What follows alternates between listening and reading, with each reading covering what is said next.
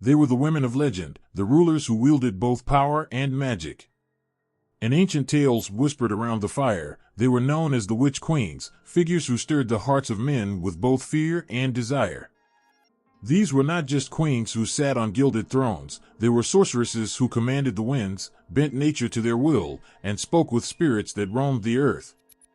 To some, they were protectors and wise healers. To others, they were feared for their knowledge of dark arts, able to curse or bless with a mere glance. In their stories, power and magic were two sides of the same coin, and they knew how to wield both with a grace and ferocity that left an indelible mark on history.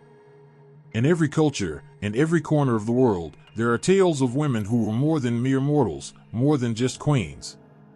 They were women who held the reins of kingdoms in one hand and the secrets of the universe in the other. In Greece, there was Circe, the beautiful enchantress who turned men into beasts, her island a prison of her own making, surrounded by the enchanted who dared to cross her. In the distant lands of Ireland, Queen Medb of Connacht wielded not only the power of a throne but also the mystic arts to sway battles and bend the will of men. Her name itself meant intoxication, and like her name, she was a heady mix of desire and danger, both a queen and a sorceress. These women were born into a world where power was scarce and tightly held. To rule, they had to be more than just wise or strong, they had to be something extraordinary. They had to be both feared and revered. They were raised amidst blood and prophecy, where every shadow whispered secrets, and every wind carried news of war. They learned early on that power was a fragile thing, a crown that could easily slip. And so, they sought more. They sought the power beyond the mortal realm, the power that flowed unseen in the currents of the rivers, in the roots of the oldest trees, in the whisper of the wind through the high mountains. They became rulers not only of men but of forces unseen and unheard. In their duality, they found strength. As rulers, they commanded armies, brokered alliances, and led their people through war and peace. As sorceresses, they harnessed the mystical forces, using spells and potions, consulting with spirits, and casting curses or blessings. This dual nature set them apart, making them both revered and feared. To some, their magic was a gift, a divine blessing that protected their lands from invaders, that ensured good harvests, that healed the sick. To others, it was a dark art, a dangerous power that threatened the very fabric of society. In this tension, the witch queens thrived, walking the fine line between love and fear, between devotion and dread. Throughout history, these women stood out not only for their power but for the choices they made. They did not fit into the neat roles society carved out for them. They were neither saints nor sinners, they were something in between, something more. Their lives were a testament to the complexity of power and magic, and how the two could intertwine to create something both beautiful and terrifying. In the ancient texts, they are often depicted in twilight, half in shadow, half in light, embodying the duality of their existence. They were masters of the unseen, rulers of both the physical and mystical realms, always standing with one foot in the world of the living and the other in the world of the spirits. In many cultures, a queen was not just a ruler, she was the very essence of her people. She was the mother, the warrior, the healer, and sometimes, the witch. She carried on her shoulders the weight of her people's hopes and fears, their dreams, and their nightmares. And to carry this weight, she had to be strong. She had to be cunning. She had to be magical. She learned to read the stars, to speak with the dead, to brew potions that could heal or harm. She learned to be more than just a queen. She became a symbol, a living embodiment of the divine and the earthly, the mystical and the mundane. In the historical and cultural contexts of their time, the witch queens emerged as figures who challenged the very notions of power and authority. They were often portrayed as being in conflict with the male-dominated hierarchies that feared their power, both as women and as sorceresses. The witch queen was a challenge to the natural order of things, a force that could not be easily tamed or understood. She was a symbol of resistance, a figure who dared to wield power in a world that sought to confine it to the hands of men. But why did these women turn to magic? Why did they embrace the dark arts and the hidden mysteries? Perhaps it was because magic offered a form of power that was theirs alone, a power that was not given to them by birthright or marriage, but earned through knowledge, skill, and a deep understanding of the forces that shaped the world. It was a power that could not be easily taken away, that did not rely on the favor of a king or the loyalty of an army. It was a power that was feared precisely because it was not understood, because it did not conform to the rules of the world. It was a power that came from within, a power that was both a blessing and a curse. In the end, the stories of the witch queens are stories of defiance. They are stories of women who refused to be defined by the roles that society gave them, who carved out a space for themselves in a world that sought to deny them power. They are stories of magic and mystery, of power and fear, of women who dared to be both queens and sorceresses in a time when being either was enough to be feared. They are stories of a past that is both distant and close, stories that still resonate today, stories of women who dared to wield the power of both crown and cauldron, and in doing so, changed the world forever. On a lonely island, surrounded by the vast, endless sea, lived a woman who could turn men into beasts with a single touch. Her name was Circe, the enchantress of Aegea, feared and revered in equal measure. Her tale is one of magic and mystery, of power that flowed like a current beneath her fingertips. Her eyes, it was said, held the secrets of the universe, and her voice could weave spells as easily as a spider spins its web. She was more than just a witch, she was a queen of her own making, a ruler of a realm shaped by her own hands, and by the dark arts she mastered. Circe was the daughter of Helios, the mighty sun god, and Perse, an ocean nymph. From her father, she inherited a fiery spirit, and from her mother, a deep connection to the waters that lapped at the shores of her island. But it was not her parentage that made her powerful, it was her knowledge of the ancient arts. From a young age, she showed an uncanny ability to speak with animals, to brew potions that could heal or harm, to bend reality to her will. She learned the language of the herbs, the secrets of the moon, the whispers of the wind. In her hands, a simple flower could become a deadly poison or a powerful cure. Circe's power lay in her ability to transform. With a wave of her hand or a whispered incantation, she could turn the proudest warrior into a pig, the fiercest beast into a docile creature, the most stubborn man into a mindless animal. Her magic was in the art of change, of making one thing become another. It was a power that terrified men, for it was a reminder of how fragile their own forms were, how easily they could be undone. On her island, no man was safe. Every visitor knew that to set foot on her shores was to risk losing not only their way but their very self. She ruled her island, Aiaia, with a firm hand and a knowing smile. Her domain was a place of beauty and danger, where lush gardens bloomed alongside dark forests filled with unknown creatures. The air was thick with the scent of her potions, brewed in large cauldrons that bubbled and hissed with mysterious contents. Her palace, hidden deep within the island's heart, was said to be a place of wonder, filled with riches beyond imagination and horrors that could freeze a man's blood. It was a place where the ordinary laws of nature did not apply, where magic was woven into the very fabric of the land. Circe was a ruler unlike any other. She did not command armies or build vast cities. Her power came from the land itself, from the herbs that grew in secret groves, from the sea that crashed against her shores, from the winds that howled through the night. She was a solitary queen, ruling not with iron but with enchantment, with the ancient knowledge passed down through the ages. To her, the world was not made of stone and earth but of magic, flowing and ever-changing.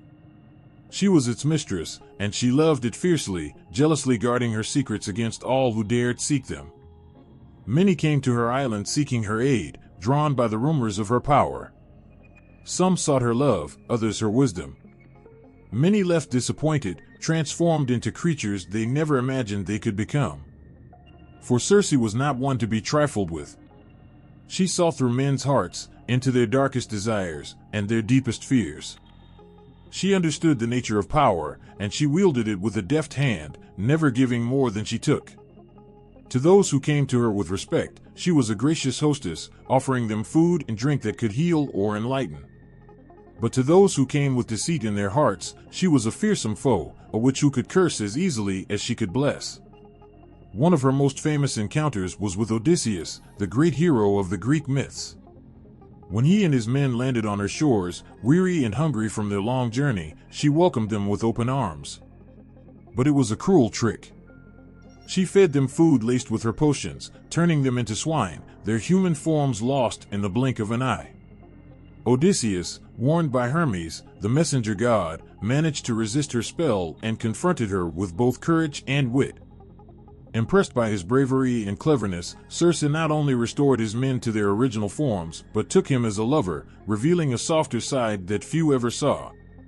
For a year, they lived together, and during that time, Circe showed him the depths of her knowledge, sharing with him secrets of the stars, of the gods, and of the fate that awaited him. She became not just his lover but his teacher, guiding him through the dark waters of his own soul, helping him to find the strength he needed to continue his journey. It was a rare moment of vulnerability for the great witch, a glimpse into the woman behind the magic, a woman who, despite her power, still sought connection, still desired love. But Circe's story is not just one of love and transformation. It is also a story of defiance.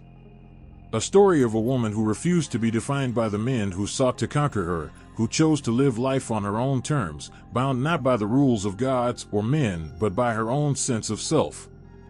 She was a queen who ruled not with a crown but with a cauldron, who wielded not a sword but a staff, who commanded not soldiers but spirits. Her island was her kingdom, her magic her shield, her wisdom her greatest weapon. Circe's tale is a reminder of the power that lies within us all, a power that is not defined by strength or skill but by our ability to change, to adapt, to transform. She was a witch queen who dared to be different, who dared to be more, who embraced her magic and her power with both hands, and in doing so, left an indelible mark on the world of men. Her story continues to echo through the ages, a testament to the enduring power of magic and the strength of those who wield it. In the misty lands of Avalon, where the line between reality and magic blurs, there lived a woman whose name still sends shivers down the spine, Morgana le Fay. She was a figure both feared and revered, a sorceress whose powers were as vast as the dark waters surrounding her mythical island. Morgana le Fay, the half-sister of the legendary King Arthur, was a woman of contradictions, as beautiful as she was dangerous, as wise as she was cunning. Her story is one woven with threads of love and betrayal, healing and harm, loyalty and revenge. In the halls of Camelot, her name was spoken with both awe and dread, for she was a healer to some and a malevolent force to others. Morgan's origins in the Arthurian legend are as mysterious as the magic she wielded. She was born to Igraine, Arthur's mother, and the Duke of Cornwall, Gorlois, making her Arthur's elder half-sister. From a young age, Morgan showed a talent for the mystical arts.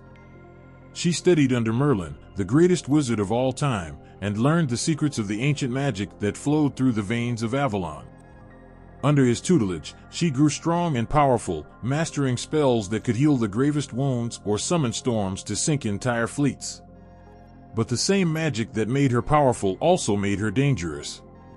She learned not only to heal but also to curse, not only to love but also to hate. Her relationship with King Arthur was complex, filled with love and rivalry, kinship, and conflict.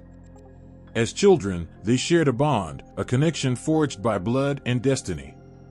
But as they grew older, the bond between them began to fray. Morgan felt betrayed when Arthur ascended to the throne, believing that she, with her wisdom and magic, deserved a place of power and respect.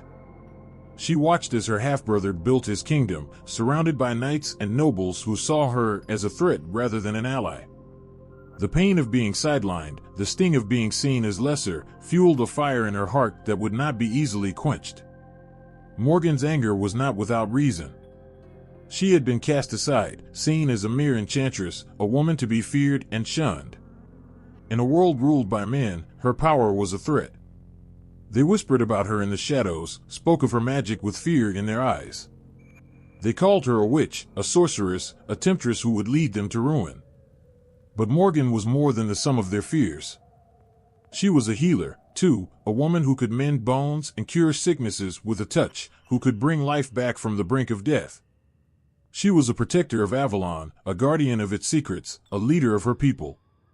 Yet, She was painted with the brush of darkness, her light obscured by the fears of those who did not understand her. Her relationship with Merlin, her mentor, was equally complicated.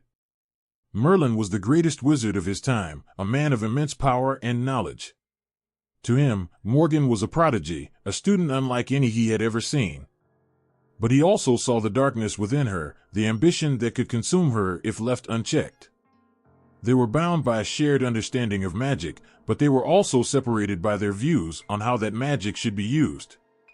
Merlin believed in balance, in using magic to serve and protect. Morgan, however, saw magic as a means to an end, a tool to be used to achieve her desires. As their ideologies clashed, so did their spirits. Their relationship, once filled with mutual respect, turned into a battle of wills, each trying to outmaneuver the other, each trying to assert their own vision of what the future should be. Morgan's actions in the Arthurian legends are a testament to her dual nature. To some, she is a healer, a woman who uses her magic to protect those she loves. She is a mother, a lover, a protector of Avalon. She is the one who rescues Arthur from death, who takes him to Avalon to heal his wounds after the Battle of Camlann. In these moments, she is not the evil sorceress that tales have made her out to be, but a woman of great compassion and strength, one who knows the pain of loss and the joy of love. But there is another side to Morgan, a darker side that cannot be ignored. She is the one who plots against Arthur, who uses her magic to manipulate and control, who seduces his knights and sows discord within his court. She is the one who sends the enchanted cloak that nearly takes Arthur's life, who conspires with Mordred to bring down the kingdom of Camelot. Yet, to see Morgana le Fay as merely a villain is to miss the true essence of her character. She is not simply good or evil but a complex figure caught between the two. Her actions are driven by a desire for justice, for recognition, for power. She is a woman who has been wronged and seeks to right those wrongs by any means necessary. She is a queen who has seen her kingdom fall, a sister who has watched her brother betray her, a sorceress who has felt the sting of being feared rather than loved. Her magic is both a gift and a curse, a source of great strength and great pain. She uses it to protect those she cares about, but also to punish those who have hurt her. Morgana le Fay's story is one of a woman who defied the expectations of her time, who refused to be silenced, who chose to embrace her power rather than hide it away. She was not content to sit quietly in the shadows. She wanted to shape the world around her, to leave her mark on history. In a world dominated by men, she stood out as a figure of defiance and strength, a woman who would not be tamed. Her tale is one of magic and mystery, of love and betrayal, of light and dark. She was a healer and a sorceress, a queen and a witch, a figure of both fear and fascination. She was Morgana le Fay, the sorceress of Avalon, a woman whose name still echoes through the ages, a reminder of the power that lies within us all. In the mist-covered hills of ancient Ireland, where the winds carry the whispers of old legends, there was a queen whose name still sparks awe and fear, Queen Medb of Connacht. Medb was no ordinary queen. She was a force of nature, a woman who commanded not just armies, but also the mysterious powers of enchantment. She was beautiful and cunning, fierce and unpredictable, ruling with a hand that was both iron and magical. Her story is one of power and passion, of strength and sorcery, of a queen who would not be bound by the rules of men or gods. Medb was born to rule. From a young age, it was clear that she was destined for greatness. She was the daughter of Hecate, the High King of Ireland, and was given Connacht as her domain. But Medb was not content with just being a ruler. She wanted to be the most powerful queen in all of Ireland. She was not just a queen who sat on a throne. She was a warrior who rode at the front of her army, a leader who fought alongside her men. Her beauty was said to be so captivating that it could bend the will of even the most stubborn hearts. But behind her enchanting smile lay a mind as sharp as a blade, and a will as strong as the ancient stones of her homeland. Medb's ambition knew no bounds.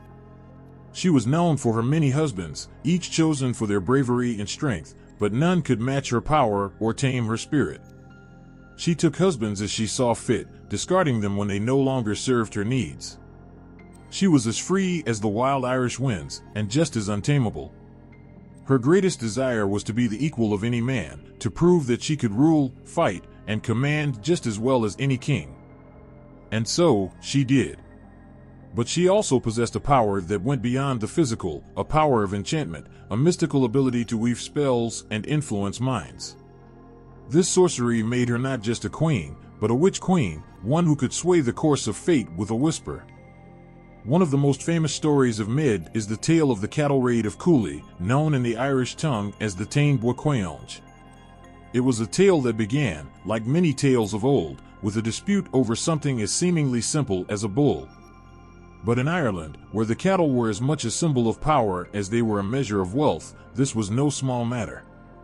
Medb's desire to possess the brown bull of Cooley, a beast of great strength and beauty, was not just a desire for wealth but a challenge to her pride and her power. She wanted the bull to match the white-horned bull owned by her husband, Ailill, to prove that she was equal, if not superior, to him in wealth and power. It was a desire that would spark a war. Medb gathered her armies, the warriors of Connacht, and set out to claim the bull. But this was no simple raid. She knew that to win this war, she would need more than just brute strength. And so, she used her powers of enchantment to sway those she needed to her side. She cast spells to cloud the minds of her enemies, to turn the hearts of her rivals. She whispered words of power to the winds, sending them across the land to sow confusion and fear. She was not just fighting with swords and shields, but with the very fabric of magic that wove through the ancient land of Ireland. Her enchantments were as powerful as her sword arm. With a glance, she could make a man fall to his knees. With a word, she could make him forget his name. Her magic was not just in her spells, but in her very presence. She could make men do her bidding with a smile, could make them lay down their lives for her with a touch. She was a master of manipulation, a woman who knew how to use her beauty and her power to get what she wanted. But Medb was not just a sorceress. She was also a warrior, a woman who knew how to wield a sword and lead an army. She fought alongside her men, her sword flashing in the sunlight, her hair flying like a banner in the wind. She was fearless, charging into battle without a second thought, her laughter ringing out over the clash of steel. Medb's magic was as much a part of her as her warrior spirit. She was a woman who could cast spells to turn the tide of battle, to heal her wounded men, to summon storms to scatter her enemies. But she was also a woman who could stand on the battlefield, her sword in hand, ready to fight to the death. She was a queen who would do whatever it took to win, who would use every weapon at her disposal, whether it was a blade or a spell, a kiss or a curse. She was a woman who understood that power was not just about strength, but also about cunning, about knowing when to fight and when to flee, when to use a sword and when to use a spell. But Medb's magic and ambition were not without cost. She was a queen who demanded loyalty but gave little in return. Her desires often led her into conflict, not just with her enemies, but also with those closest to her. Her insatiable need for power and dominance drove her to make enemies out of allies and to use her magic in ways that brought more pain than peace. Some saw her as a tyrant, a woman who would stop at nothing to get what she wanted. Others saw her as a hero, a woman who defied the norms of her time, who refused to be anything other than what she was, a queen, a warrior, a sorceress. Medb's story is a testament to the power of a woman who knew what she wanted and was unafraid to take it. She was a queen who ruled with both magic and might, a sorceress whose spells could change the course of history, a warrior whose courage was as fierce as any man's. Her name still echoes through the ages, a reminder of a time when queens could be both rulers and witches, warriors and sorceresses. She was a force of nature, a woman who would not be tamed, a queen whose power was matched only by her ambition. She was Medb, the warrior sorceress, a queen who carved her name into the very heart of Ireland with a sword in one hand and a spell on her lips. Under the pale light of the moon, when shadows grow long and the night seems endless, there is a presence that lurks at every crossroads, a goddess feared and revered, one who dances on the edge of the unknown. Hecate, the triple goddess of witchcraft, stands where the paths of fate cross, holding the keys to magic, mystery, and the underworld. In Greek mythology, she is a figure shrouded in darkness and light, a powerful sorceress who commands the forces of the night, the spirits of the dead, and the secrets of the unseen. Her story is woven into the fabric of the ancient world, a tale of power and mystery that has cast its shadow over the world of witchcraft for centuries. Hecate's origins are as mysterious as the goddess herself. She was said to be the daughter of the titans Perseus and Asteria, making her a goddess of the ancient blood, one who existed before the Olympian gods rose to power. From her mother, she inherited a connection to the stars, to the night sky that glimmers with untold secrets. From her father, she inherited a darker gift, the power of destruction, the ability to command the forces of the underworld. She was a goddess who walked between worlds, a figure who was both feared and revered, a queen of the night who could command both the living and the dead. Hecate is often depicted holding torches, standing at a crossroads, her eyes gazing into the darkness. She is a guardian of these liminal spaces, the places where choices are made and paths are chosen. To the ancient Greeks, crossroads were places of magic and uncertainty, places where the living might encounter the dead, where the veil between worlds was thin. Hecate, with her torches blazing, stands at these intersections, guiding those who seek her favor or warning those who would dare cross her. Her torches light the way, not just through the physical darkness, but through the darker passages of the soul, where fear and desire lie intertwined. Her connection to magic is deep and unyielding. Hecate is not just a goddess of witchcraft, she is its very essence. She commands the spirits of the earth, the sea, and the sky, and can call upon the dead to do her bidding. She knows the secrets of herbs and potions, of spells that can heal or harm. Her power is not limited to the physical realm. She is a goddess of the mind and the soul, one who understands the deepest fears and desires of the human heart. To invoke Hecate is to call upon the raw power of magic itself, to ask for a glimpse into the unknown, to seek knowledge that is hidden from mortal eyes. Yet, Hecate is not a goddess who gives her gifts freely. She is a figure of mystery and danger, a goddess who walks a path between darkness and light. To seek her favor is to walk a fine line, to risk everything for a taste of her power. Those who call upon her must be prepared to face their own fears, to confront the darkness within themselves.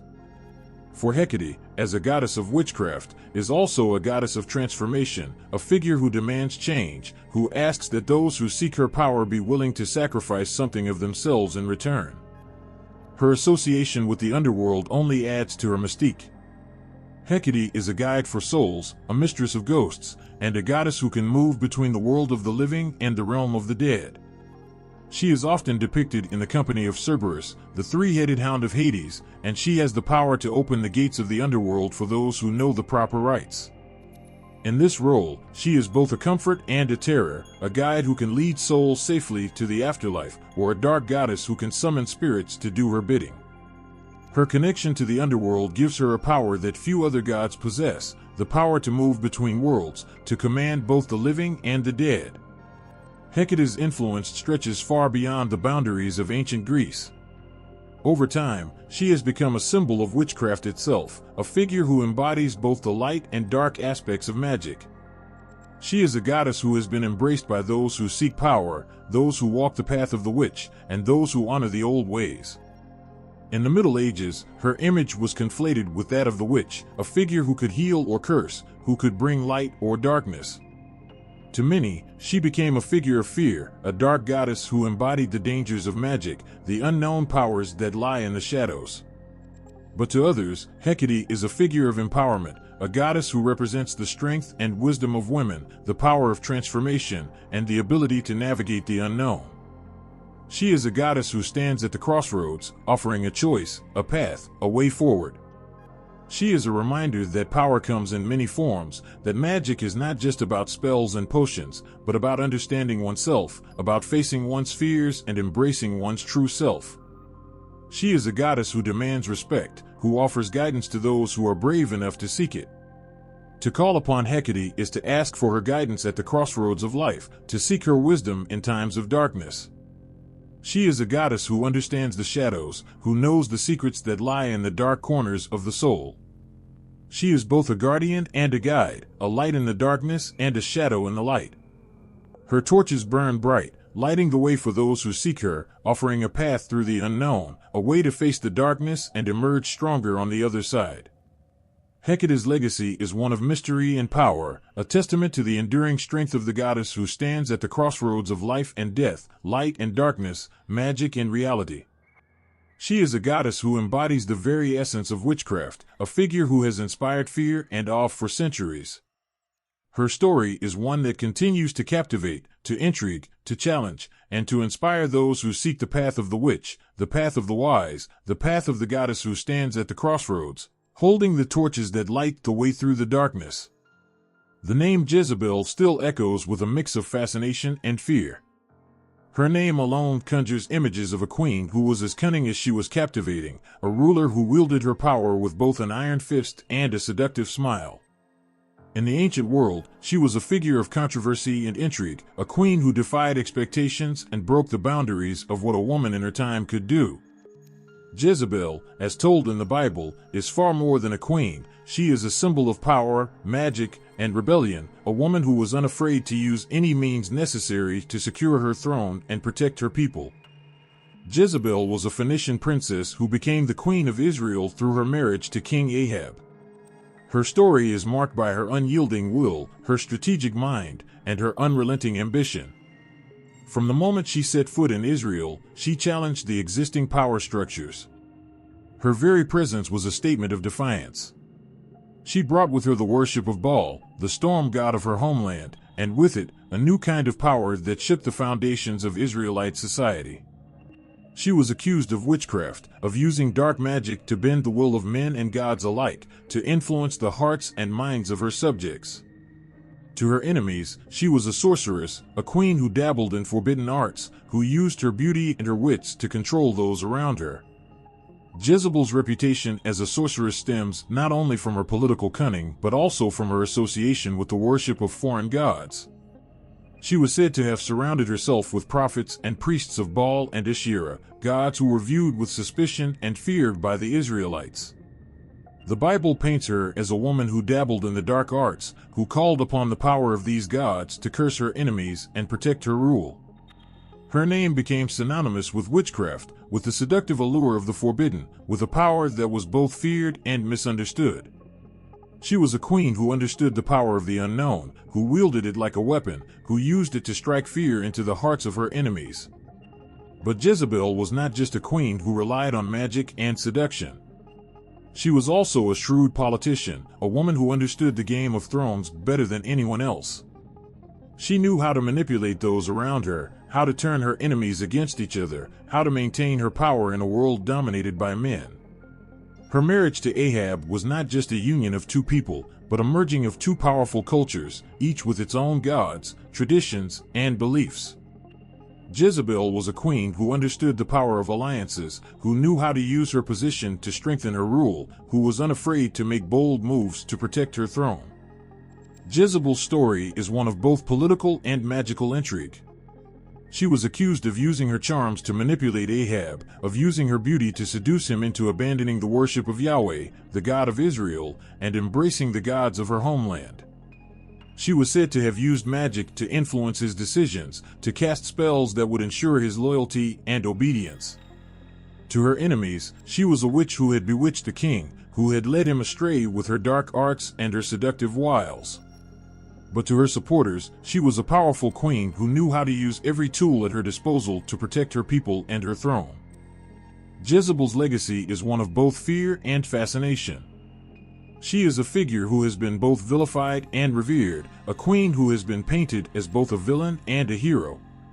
Her story has been told and retold throughout the centuries, each time with a different twist, a different interpretation. She is a figure who embodies the dual nature of power, who shows that a woman can be both strong and seductive, both a ruler and a witch, both a queen and a sorceress. She is a reminder that power can come in many forms, that magic is not just about spells and potions, but about the ability to influence, to persuade, to command. Her influence extends beyond her own time, beyond her own story. She has become a symbol of female power, a figure who represents the ability to rise above one's circumstances, to wield power in a world that seeks to diminish it. She is a reminder that the stories of women are often more complex, more nuanced, than the history books would have us believe.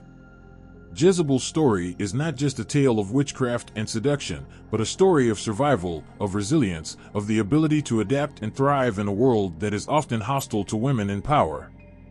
Jezebel's name has become a byword for the dangerous woman, the woman who is unafraid to use her power, who is unafraid to stand up to the men who would seek to control her. She is a figure who has been used to warn against the dangers of female power, to suggest that a woman in power is a dangerous thing. But she is also a figure who has been reclaimed, who has been seen as a symbol of strength, of independence, of the ability to wield power in a way that is both bold and unapologetic. Jezebel's story is one that continues to captivate, to challenge, to inspire. She is a queen who lived by her own rules, who played the Game of Thrones better than anyone else, who used her power, her intelligence, her magic, to rule her world. Ishtar was a goddess unlike any other, a queen whose power stretched across the heavens and the earth, a force of nature who could sway the hearts of mortals and gods alike. In the ancient lands of Mesopotamia, her name was spoken with both reverence and fear. She was the goddess of love and war, a figure of contradictions, a being who could bring both life and death, desire and destruction. Ishtar was not just a goddess, she was a ruler, a queen who commanded armies and seduced kings, a sorceress who used her powers to shape the fate of nations. Her story is one of passion and power, of love and war, of a goddess who was not afraid to use her magic to get what she wanted. To understand Ishtar, one must first understand her dual nature. She was the goddess of love, a being of unparalleled beauty who could ignite the flames of passion in the hearts of all who looked upon her. Her love was like a fire, a consuming force that could bring both joy and pain, ecstasy and sorrow. She was the lover who could make a king abandon his throne, the enchantress who could make a warrior lay down his sword. Her beauty was her power, her allure her weapon. With a glance, she could make men fall to their knees. With a touch, she could make them forget their own names. But Ishtar was also the goddess of war, a fierce warrior who could strike fear into the hearts of her enemies. She was the storm that swept across the battlefield, the sword that cut down all who stood in her way. Her anger was as fierce as her love, her wrath as swift and deadly as a lightning bolt. Ishtar's magic was woven into every aspect of her being. She used her powers to manipulate the world around her, to bend it to her will. In love, she could make men and women fall madly in love with her, could make them do anything she asked, could make them betray their own families, their own gods, just to be near her. In war, she could make armies rise and fall, could make the very earth tremble beneath her feet. She was a goddess who understood the power of magic, who knew how to use it to her advantage, who was unafraid to wield it like a weapon. Her spells were whispered in the darkness, her incantations carried on the wind. She could make the dead rise from their graves, could make the sun stand still in the sky. She was a goddess who understood the power of the unseen, who knew how to use the forces of magic to shape her world. Ishtar's story is one of both love and war, of a goddess who was unafraid to take what she wanted, to use any means necessary to achieve her goals. She was a ruler who knew how to play the game of power, who understood the politics of the divine and the mortal realms. Her love affairs were legendary, her liaisons with kings and warriors the stuff of myth. She was said to have seduced the hero Gilgamesh, to have tried to make him her lover, only to be spurned by him. In her fury, she unleashed the bull of heaven upon him, a monstrous beast that brought death and destruction to the earth. But even in her anger, there was a strange kind of beauty, a fierce passion that burned like a flame. Ishtar's role as a goddess and a queen is one that has evolved over time. In the early days of Mesopotamian mythology, she was seen as a goddess of fertility and love, a bringer of life and prosperity. But as the centuries passed, her image began to change. She became more closely associated with war and destruction, with magic and sorcery. She was seen as a goddess who could command armies, who could summon storms and earthquakes, who could use her powers to destroy as easily as she could create. Her dual nature, her ability to be both a lover and a warrior, a giver of life and a bringer of death, made her a figure of both fascination and fear. Ishtar was not just a goddess, but a queen, a ruler who understood the nature of power, who knew how to wield it with both grace and ruthlessness. She was a figure who could inspire both love and fear, who could make her followers fall to their knees in devotion and her enemies tremble in terror. Her story is one that continues to captivate, to challenge, to inspire. She is a goddess who defies easy categorization, a queen who embodies the duality of the divine and the mortal, of love and war, of magic and power. She is a reminder that the gods are not just distant figures in the sky, but beings who walk among us, who shape our world with their desires and their deeds. Ishtar's legacy is one that has endured for millennia, a testament to her power and her enduring allure. She is a goddess who has been both loved and feared, a queen who has been both revered and reviled. Her story is one that speaks to the complexities of power, to the duality of the divine, to the ways in which magic and sorcery can be both a blessing and a curse. She is a figure who continues to captivate our imaginations, who reminds us of the power of the divine feminine, of the strength and resilience of women, of the ways in which they can use their power to shape their own destinies. Ishtar's image as a goddess queen has evolved over time, but her essence remains the same. She is a figure of both beauty and terror, of love and war, of magic and power. She is a reminder that the gods are not just distant figures in the sky, but beings who walk among us, who shape our world with their desires and their deeds. She is a goddess who continues to inspire us, who challenges us to look beyond the surface, to see the deeper truths that lie beneath. She is Ishtar, the goddess queen of love and war, the sorceress who rules both the heavens and the earth. In the shadowy stillness of the night, a woman lived on the fringes of society, a figure cloaked in mystery and whispered secrets. She was known as the Witch of Endor, a name that sent shivers down the spines of those who dared to utter it. Her home was a modest dwelling on the outskirts of a village, but to those who knew of her powers, it was a place of dread and forbidden knowledge. In a time when the divine and the mortal realms were dangerously intertwined, she possessed a gift that set her apart, the ability to commune with the dead, to pierce the veil between this world and the next. The story of the Witch of Endor begins with a king in distress. King Saul, the first king of Israel, found himself in a desperate situation. The Philistines, fierce and unyielding, were preparing for battle against his kingdom. Saul, once a mighty and fearless leader, now trembled with fear. His faith had wavered, his connection with God had grown distant. No prophet could provide him with guidance, and no dream would bring him solace. In his darkest hour, he sought the unthinkable. He ordered his servants to find him a woman with the power to summon spirits, the Witch of Endor. Under the cover of darkness, Saul disguised himself and journeyed to Endor with 2 of his men. The path was fraught with danger, both from his enemies and from the wrath of his God, who had forbidden such practices. But Saul was a man driven by fear, by a need to know what the future held. As he approached her humble dwelling, his heart pounded with a mix of fear and anticipation. The Witch of Endor greeted him with wary eyes, sensing immediately that this was no ordinary visitor. She had heard of Saul's decree to rid the land of witches and necromancers, and she feared a trap. Saul assured her, swore to her by the very God he was betraying, that no harm would come to her. He asked her to call forth the spirit of Samuel, the revered prophet who had once been his guide and friend. She hesitated, feeling the weight of the request, the danger it posed not only to her but to the balance between the living and the dead. Yet, something in Saul's eyes, perhaps his desperation, compelled her to proceed. As she began her incantations, a chill filled the air, and the flickering candlelight dimmed. The room seemed to shrink around them, the walls closing in as if the very fabric of reality was bending to her will.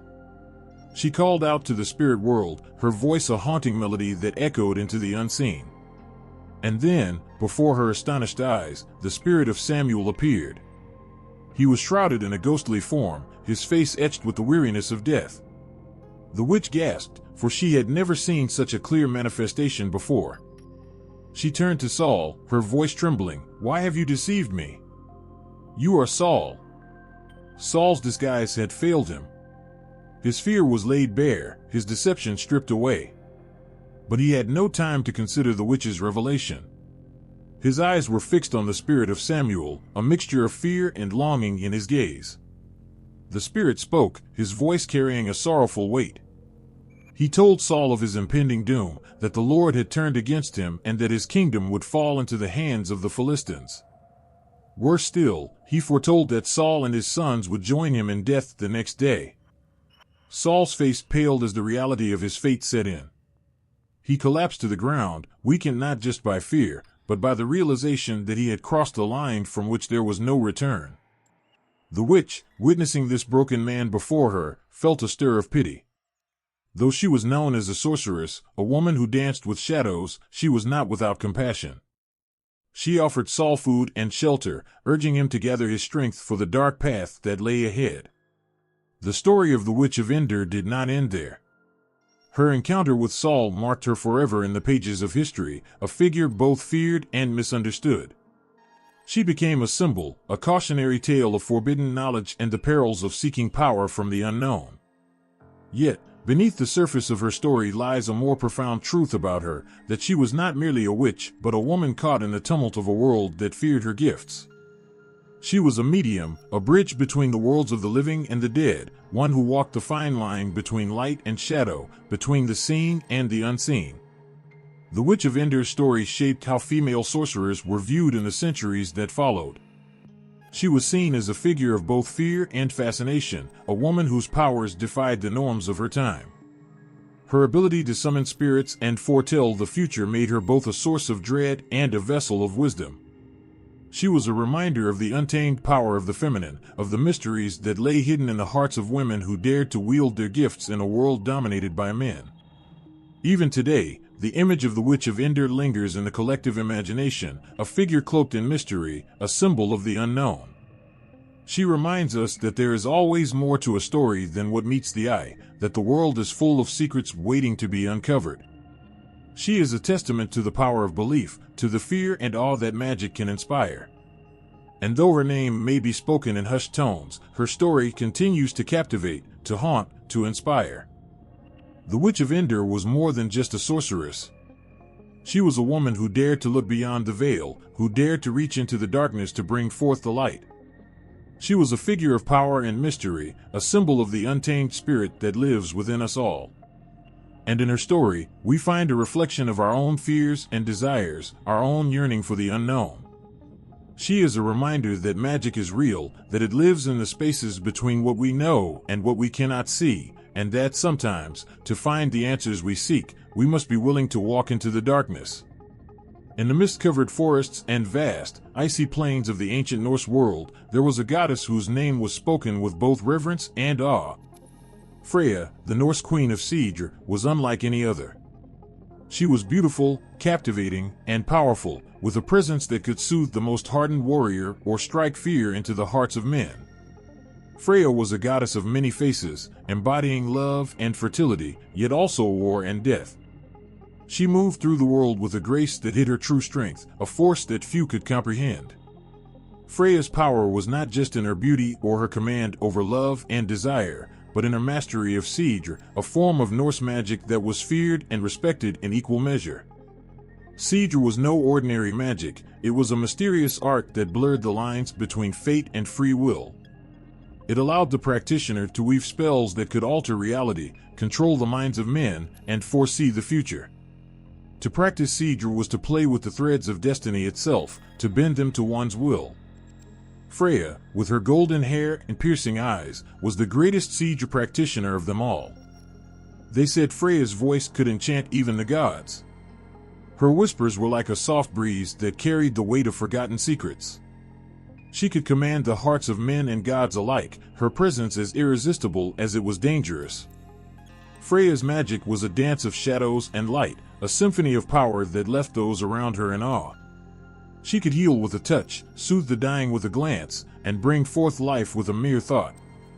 But when her anger was kindled, when the fires of war called to her, she was a force of destruction, a storm that could not be contained. Her association with love and fertility made her the object of many desires. Yet, Freya was not just a lover, she was a warrior. She rode into battle in a chariot drawn by two fierce cats, her sword gleaming with an otherworldly light. Her laughter was said to ring out over the battlefield, a sound both beautiful and terrifying. She chose who would live and who would die, gathering the fallen warriors she deemed worthy to her hall, Sesrumner, and Folkvanger. These warriors were not just honored in death but celebrated, for they were chosen by the goddess herself. In Freya's embrace, they found both rest and glory. Freya's connection to the mysteries of the universe was deep, rooted in the ancient knowledge of the Vanir, the gods of nature and fertility from whom she descended. She was a bridge between worlds, a being who could traverse the boundaries between the living and the dead, the known and the unknown. Her knowledge of Sigr set her apart, even among the gods. She taught the magic to Odin, the Allfather himself, who, despite his wisdom, could not match Freya's skill in this dark and beautiful art. But Sigr was more than just a tool for Freya, it was an extension of her will, a reflection of her soul. When she practiced Sigr, she was said to stand at the crossroads of fate, weaving her magic into the fabric of the cosmos. She could change the course of rivers, command the winds, and even influence the minds of gods. Her power was limitless, her magic a tapestry of both creation and destruction. Her beauty was legendary, her allure undeniable, yet Freya was more than just a pretty face. She was a warrior, a queen, and a sorceress. Her love was fierce and her wrath even fiercer.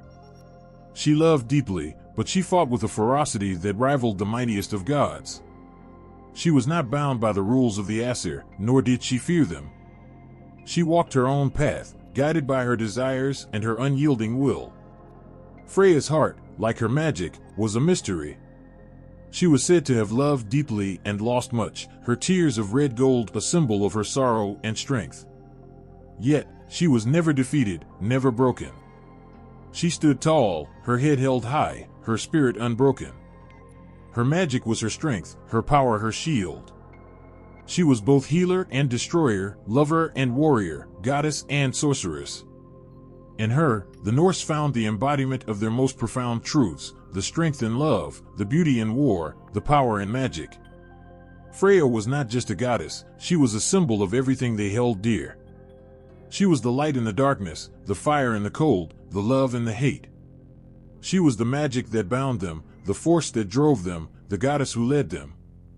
Even today, her name echoes through the ages, a reminder of a time when gods and mortals walked the same earth, when magic was real and the world was filled with wonder. Freya's story is one of love and loss, power and pain, magic and mystery.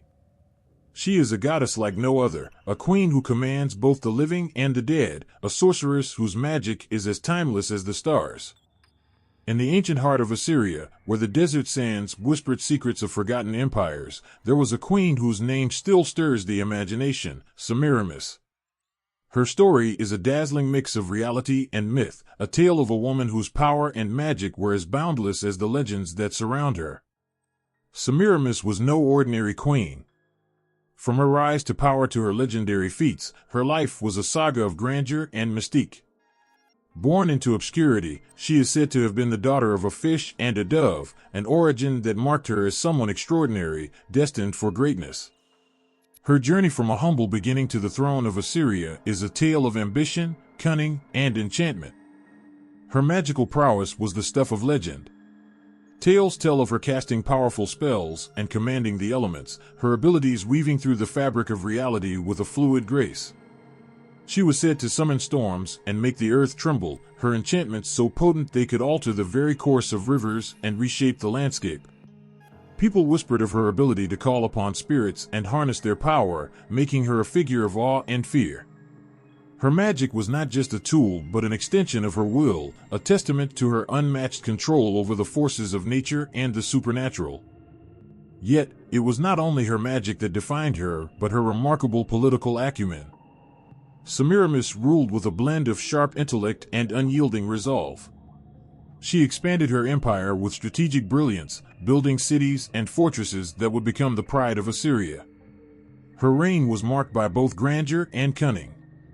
She was a queen who knew how to wield power, manipulating alliances and enemies alike with a masterful hand. Her leadership left an indelible mark on her kingdom, making her a figure of both admiration and envy. The legends surrounding Semiramis are rich with stories of her daring and prowess. One of the most famous tales speaks of her founding the city of Babylon, a symbol of her greatness. She is said to have designed the city's majestic gardens, which would later be known as the Hanging Gardens, one of the 7 wonders of the ancient world. This legendary garden was not merely a feat of engineering but a testament to her magical touch, transforming the arid land into a lush paradise through her supernatural abilities.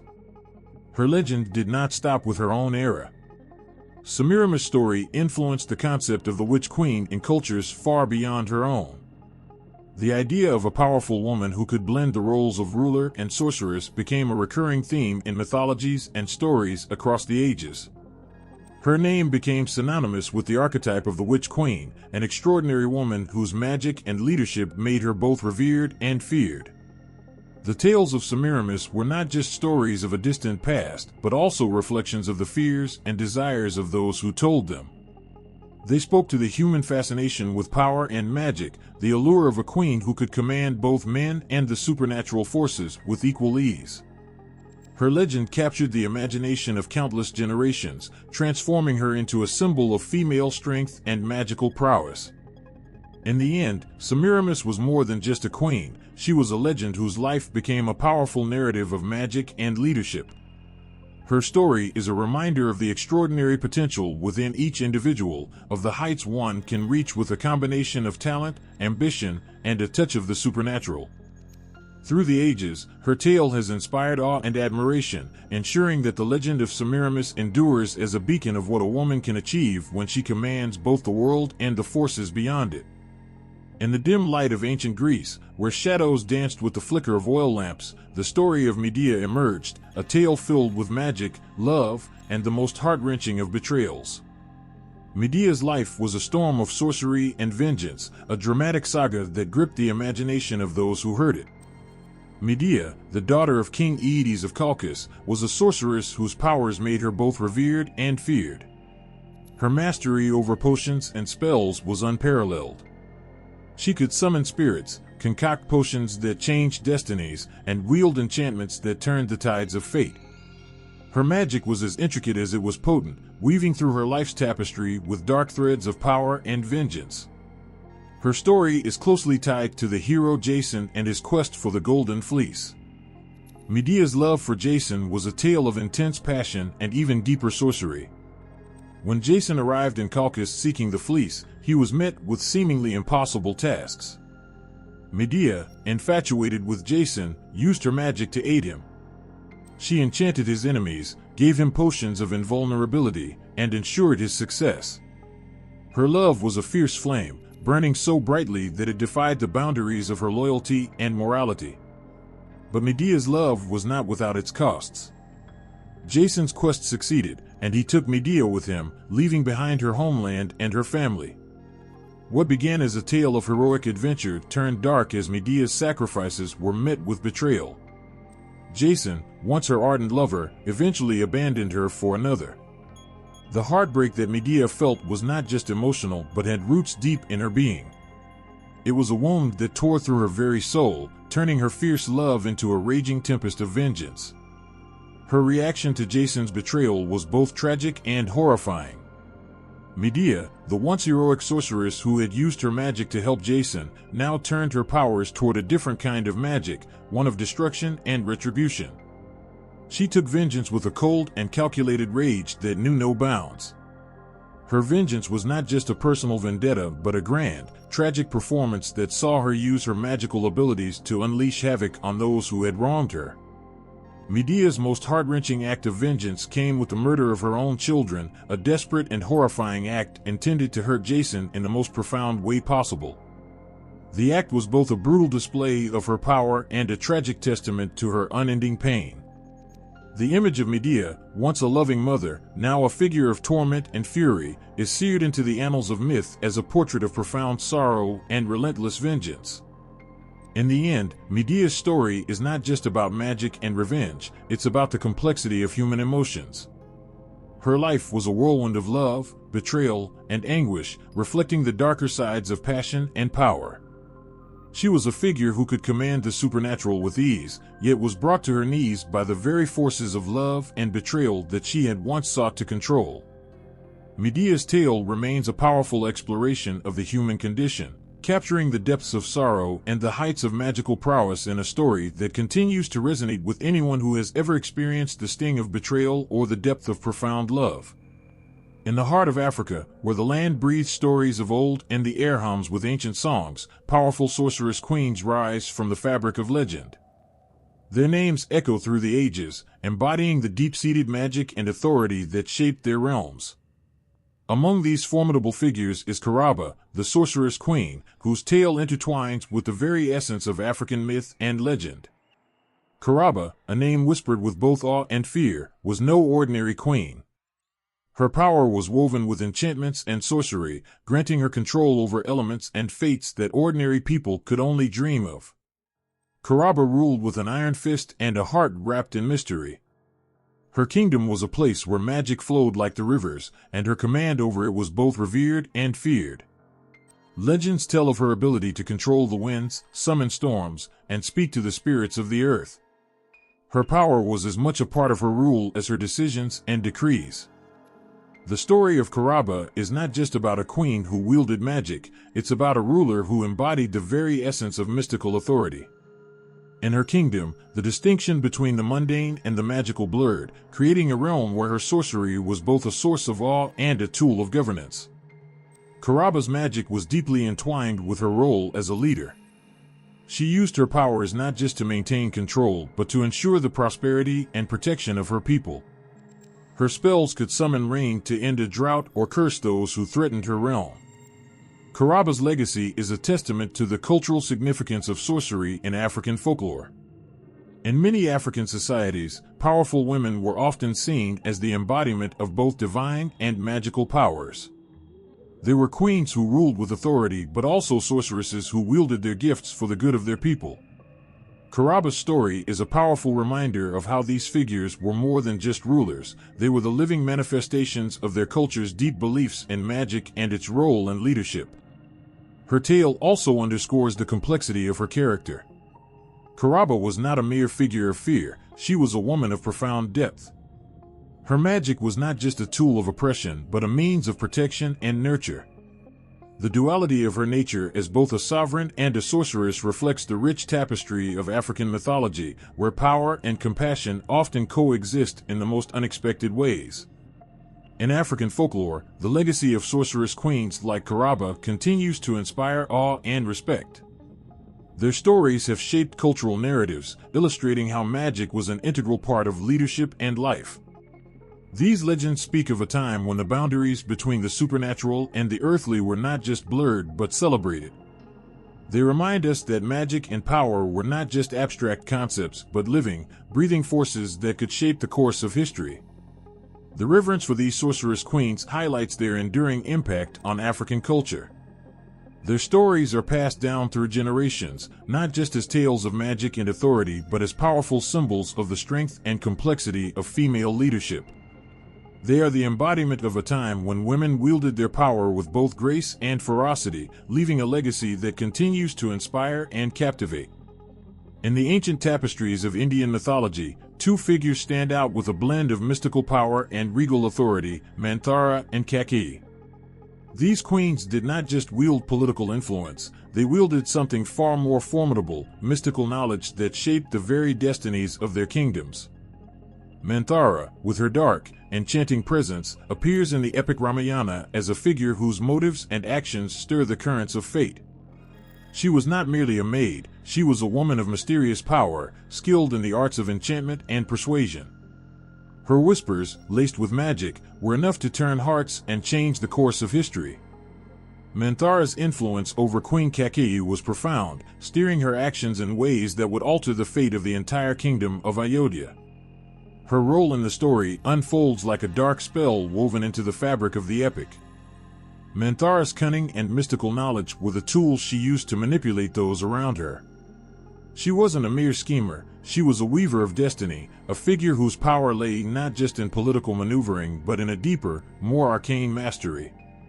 The fear and reverence she inspired are a testament to her potent blend of magic and authority. Hecate, the queen who became the center of the epic's tragic turn, was both a powerful ruler and a mystic. Her story is one of great ambition and deep sorcery. Under the influence of Manthara, Hecate's desires were stirred, leading her to make fateful decisions that would reshape her life and the lives of those around her. Her grasp on mystical knowledge was not just about casting spells or wielding power, it was about understanding and manipulating the very forces that governed the world.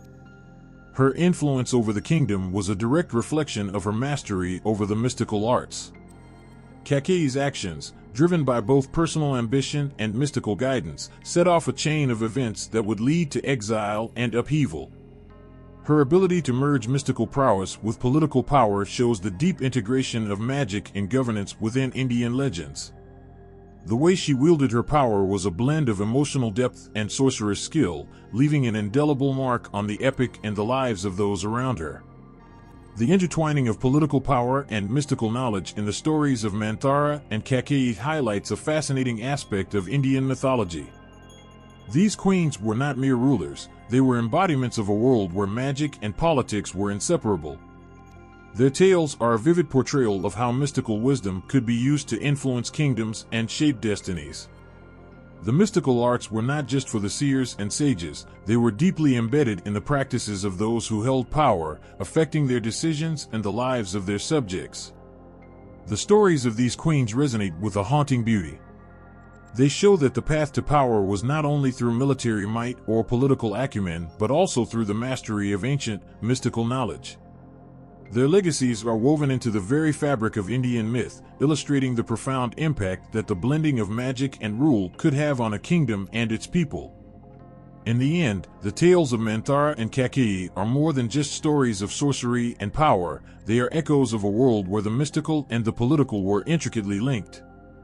Their lives are a testament to the power of belief and magic, revealing how ancient wisdom and sorcery could shape the course of history and the destinies of those who wielded them.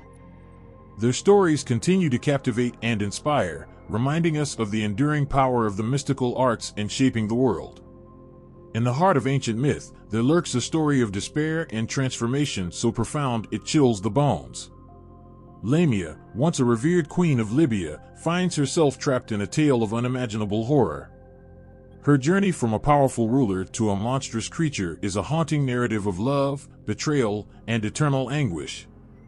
Lamia's story begins in the glistening halls of royalty, where she was once celebrated for her beauty and grace. She was a queen who ruled with strength and dignity, admired by many. But her life took a dark turn when she caught the eye of Zeus, the mighty king of the gods. Their affair, though passionate, was not meant to be. When Zeus's wife, Hera, discovered their secret, jealousy and rage twisted into a cruel punishment. Hera's vengeance was not only swift but merciless. She transformed Lamia from a revered queen into a ghastly demon, cursed to roam the night in search of children to devour. The image of Lamia, once a symbol of power and grace, now turned into a nightmarish figure, is a tragic twist of fate. Her beauty was replaced by a horrifying visage, her eyes hollow and her mouth forever stretched into a monstrous grin, craving the life of innocence. The transformation was not just physical but deeply emotional. Lamia, who had once held the power to command respect and love, was now condemned to live in eternal torment. Her grief and rage against her fate fueled her monstrous hunger, turning her into a terror that haunted the dreams of parents and children alike. Her story became a grim warning to those who defied the gods or betrayed their sacred oaths. Yet, amidst the terror she inspired, there is a poignant thread of tragedy woven into Lamia's tale. She is a figure both feared and pitied.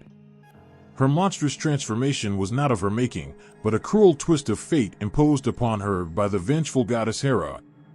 In this light, Lamia is not merely a villain but a tragic victim of divine cruelty. Her monstrous deeds are the echoes of her deep sorrow and anger, her humanity lost to the relentless curse that defines her existence. Lamia's story, though filled with horror, speaks to a deeper theme of how power and love can be twisted into instruments of pain. Once a queen who commanded respect, her downfall into monstrosity reveals the fragility of human fate and the devastating impact of betrayal. The image of Lamia, both a victim and a villain, evokes a chilling empathy. She is the embodiment of a tragedy that turns a noble queen into a nightmarish demon, consumed by the very fate that was thrust upon her. Her story resonates through the ages as a powerful reminder of the complexities of human emotions and the dire consequences of divine retribution.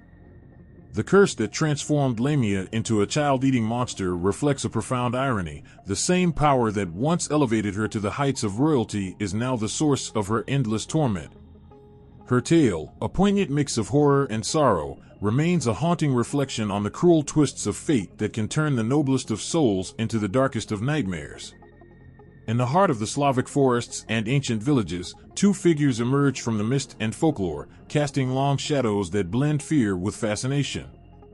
Baba Yaga and Marzana are more than mere characters in old tales. They are symbols of immense power and eerie wisdom, embodying the duality of life and death, rule and ruin. Baba Yaga, the most notorious of Slavic witch queens, lives in a house that stands on chicken legs, endlessly roaming the dark woods. Her home, a marvel of the eerie and the macabre, turns on its spindly legs and vanishes into the forest as she wills. Baba Yaga's appearance is as frightening as her dwelling. Her nose is said to be so long that it touches the ceiling when she sits, and her teeth are sharp and iron-like. She is both a fearsome witch and a figure of great power, commanding respect and dread in equal measure. Baba Yaga's role in Slavic folklore is complex. She is not merely a villain but a powerful figure who can aid or hinder those who seek her out. Her role as a ruler of the dark realms and a master of magic is underscored by her unpredictable nature. To some, she is a crone of great wisdom, offering guidance to those who approach her with respect and honesty. To others, she is a malevolent force, wielding her power to punish the foolish and the wicked. Her magic is both a boon and a bane, reflecting the deep and often dark relationship the Slavic people have with the mystical forces that shape their world. In contrast, Marzana, the Slavic goddess of winter and death, represents the chilling cold of the season and the inevitable end of the yearly cycle. She is depicted as an old woman or a doll made of straw and branches, symbolizing the death and rebirth that the changing seasons bring. Marzana is both a queen and a witch, ruling over the bleak winter months with a frozen grip. Her influence is felt deeply during the rites of spring, when she is symbolically cast into a river or burned, marking the end of winter and the rebirth of life.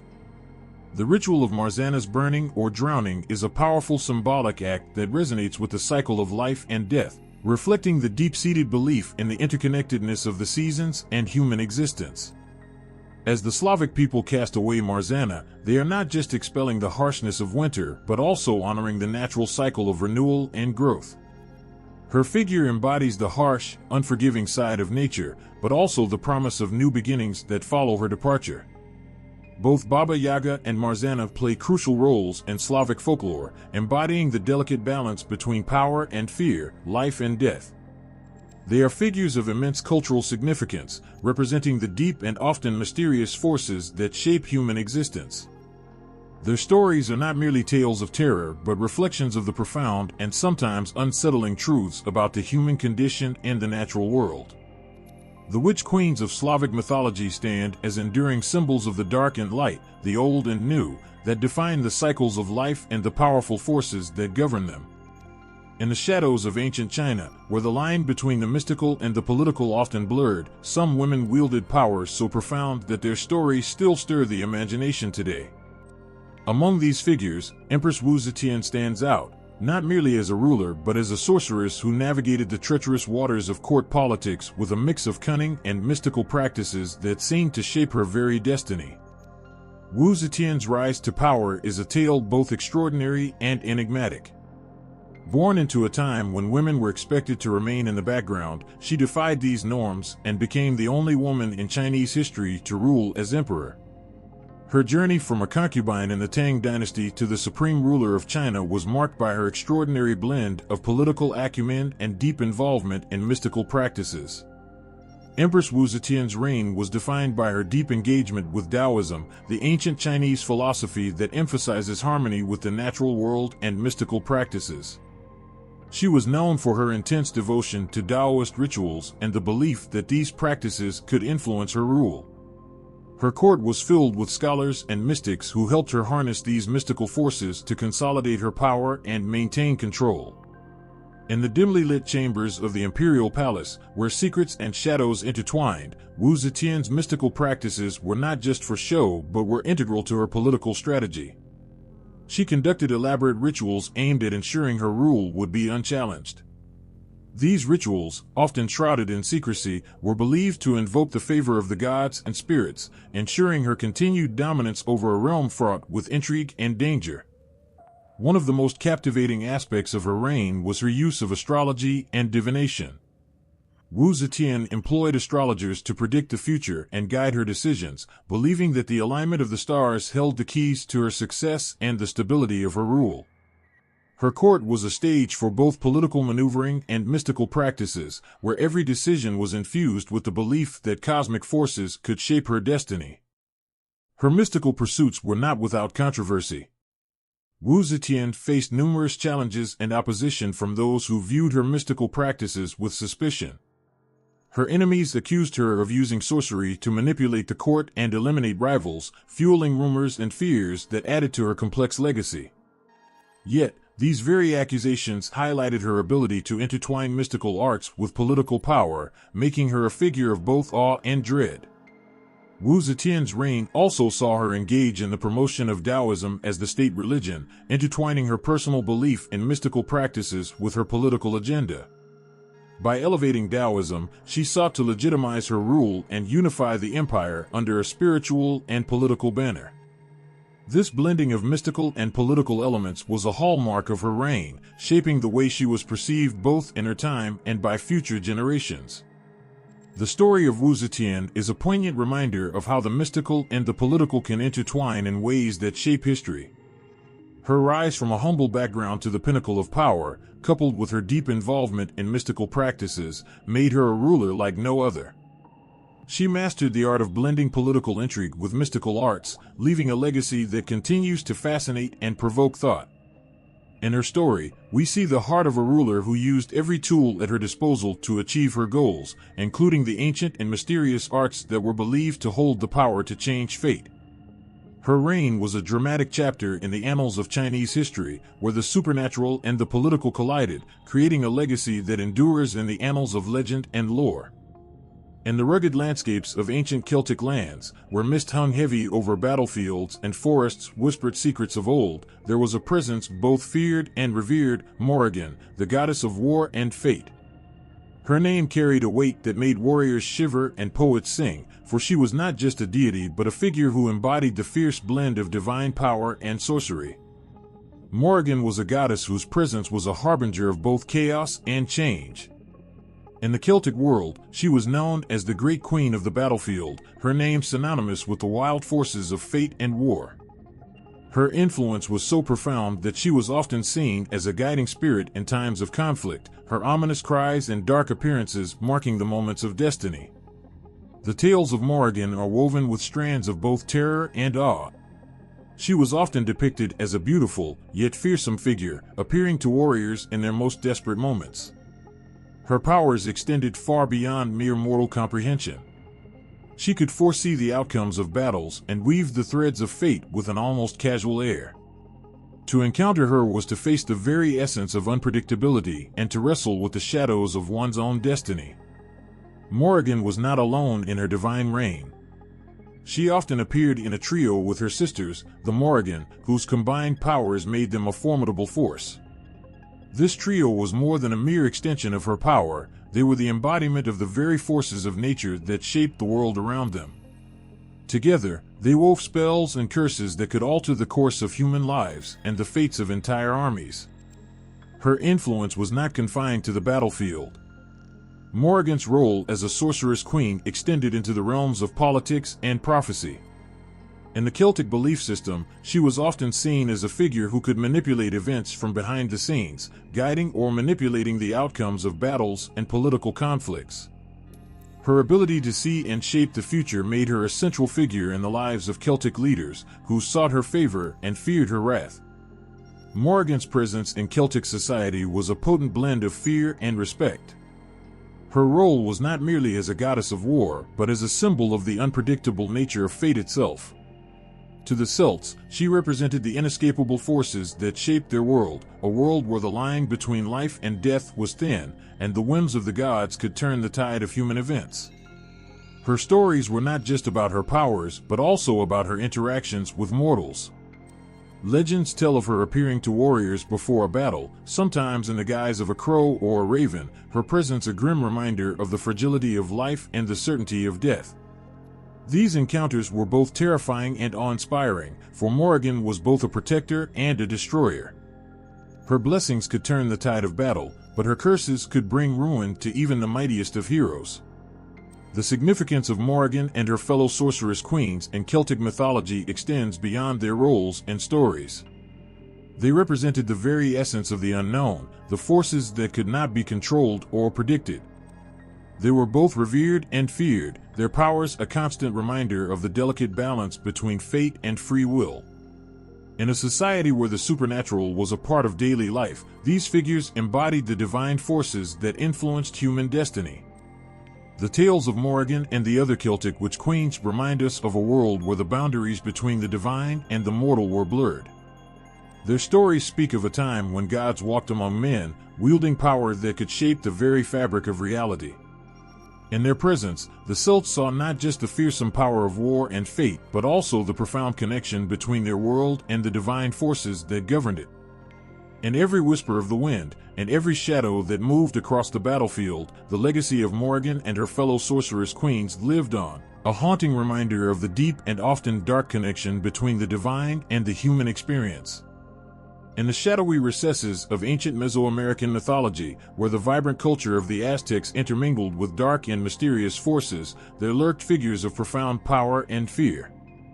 Among these figures were the Cihuateteo, spectral queens whose very essence blurs the lines between divine majesty and demonic dread.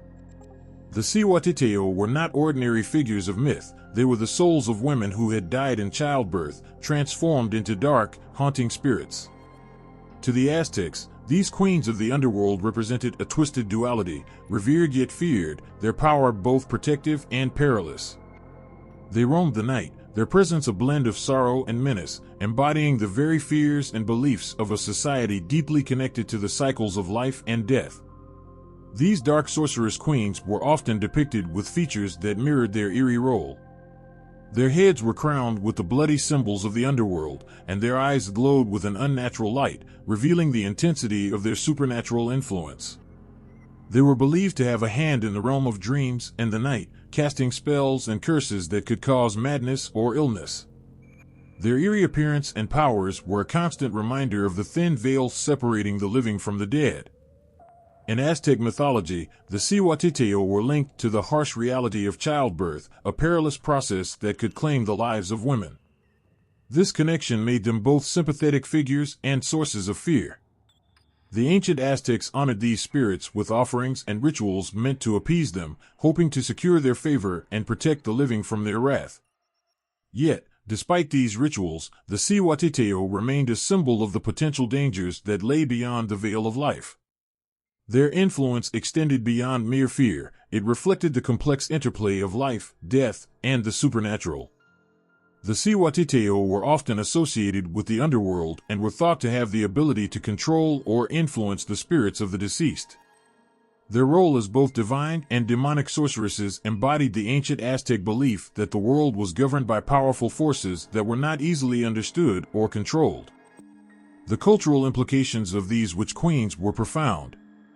They represented the dual nature of existence, creation and destruction, life and death. The Cihuateteo were not just figures of fear but also of deep respect, embodying the understanding that life was fragile and often intertwined with the supernatural. Their presence in Aztec culture was a reminder of the need to honor and respect the forces that governed the world, acknowledging both their protective and destructive potential. In their spectral, haunting forms, the Cihuateteo revealed a world where the divine and demonic were closely entwined. They were seen as guardians of the underworld, wielding a power that could shape the fate of both the living and the dead. The cultural practices surrounding these figures reflected the Aztecs' deep connection to the supernatural and their efforts to navigate the delicate balance between life and death. The dark sorceress queens of Mesoamerican mythology were not just mythical beings, but symbols of the profound mysteries that shaped the lives and beliefs of ancient peoples. Their stories carried a weight that was felt in every ritual, every offering, and every whisper of the night. They remind us of the ancient ways in which human societies have tried to understand and cope with the unknown, blending reverence and fear into a rich tapestry of myth and legend. Imagine a world where the echoes of ancient sorcery still stir the pages of books and flicker on screens, where the allure of mythical sorceress queens from ages past continues to captivate and haunt our modern imagination. These legendary figures, once bound to ancient myths and rituals, now cast their shadows over contemporary literature, film, and television, breathing new life into old legends. In the heart of modern fiction and media, the archetype of the sorceress queen has evolved yet remains deeply rooted in its mythic origins. Characters inspired by these historical and mythical queens enchant and challenge us, reflecting both timeless fears and aspirations. From dark enchantresses to powerful rulers, these characters blend the magic of the old world with the complexities of today's storytelling. Consider how powerful sorceress queens, such as those from Celtic and Norse mythologies, have morphed into iconic figures in contemporary media. In literature, characters like the Morrigan and Freya have inspired modern retellings that explore themes of power, destiny, and conflict. These figures are no longer just ancient myths. They are dynamic characters who navigate complex worlds, reflecting our fascination with both their formidable strength and their human vulnerabilities. In film and television, the sorceress queen archetype often appears as a figure of formidable beauty and terrifying power. These characters are more than just magical beings. They embody the essence of ancient legends, reimagined for a new generation. Think of the dark queens and sorceresses who command respect and fear with every word, their characters steeped in a mix of historical resonance and cinematic flair. Their stories are laced with themes of betrayal, ambition, and redemption, echoing the timeless tales of their mythic predecessors. The continued fascination with these figures speaks to our collective imagination and cultural memory. The sorceress queen represents a powerful blend of fear and awe, combining beauty and menace in a way that captivates audiences. Their presence in modern media is a testament to how ancient stories continue to shape and reflect our understanding of power, magic, and the supernatural. As these figures evolve in contemporary narratives, they often reflect societal changes and cultural anxieties. The modern sorceress queen is not just a remnant of old myths, but a character who can challenge current norms and expectations. Whether depicted as a benevolent protector or a vengeful ruler, she serves as a mirror to our own struggles with power, identity, and morality. The enduring appeal of the sorceress queen in fiction and media highlights our fascination with the intersection of the magical and the real. These characters remind us of the timeless nature of myth and its ability to adapt and resonate through the ages. They are not just relics of ancient stories, but living symbols of our ongoing quest to understand and harness the forces of magic, power, and mystery that lie at the heart of human experience. In the quiet, shadowed corners of history and legend, the figure of the Witch Queen continues to whisper through the ages. Her story, woven from threads of power, magic, and mystique, has not only endured but evolved, casting a long shadow across cultures and centuries. These women, once seen as either fearsome sorceresses or powerful rulers, have left an indelible mark on our collective imagination, shaping our narratives of power and womanhood. The Witch Queen's legacy is a tapestry rich with color and depth. From the ancient myths of Medea, the vengeful sorceress of Colchis, to the fearsome Morrigan of Celtic lore, these figures have consistently represented the enigmatic intersection of power and magic. They were not merely characters in stories, they were symbols of forces beyond human understanding, wielding control over fate, life, and death.